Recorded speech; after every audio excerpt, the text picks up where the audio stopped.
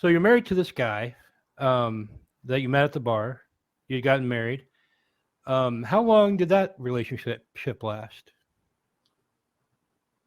So we were married and living together, married as a married couple from 2006 when we got married to 2012, I think, when I found out that he was having an affair.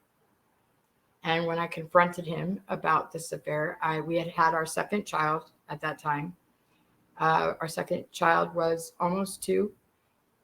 Um, Confronted with what I had for evidence, he left us. And we were living at my dad's house at the time. We had just got back. We were living in Las Cruces. My health was really bad.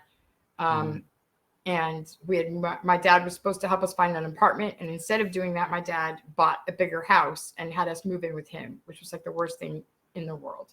But we were already moved. Had we known that was going to happen, we would not have moved. But we had already come back, and living with another man as the man of the house when you are an alpha male, and I mean, it just created a lot of problems. My dad was very emasculating to my husband. Hmm. And also it created a lot of parental conflictions. Like I have to set a good example for my kids by listening to my father, but my father would often undermine my parenting. And, so that it was just not a good environment. It was just very, very toxic, and, he caved under the pressure of it, and ended up having an affair. And I found out about it. And my dad also knew about it. And, so then he left us like overnight, took the car and left, didn't say goodbye to the kids, and say just left. And my dad wouldn't let him come back. And so I became a single mom overnight. But rewind, okay, well, okay, so I'll just say, so we would split at that time, and but I held on fiercely to keep my family together.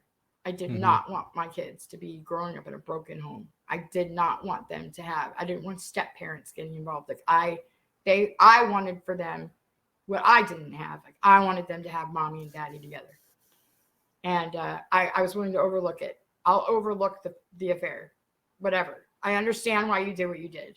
Uh, just don't leave us, you know. Hmm. Um, and but we never divorced, and we both had relationships since then, but we just never divorced. I came close because I was in another relationship and that man was pushing me to do it, but I never could completely finalize anything. So we legally we remained married all the way up until uh, April 26th of this year when he passed away.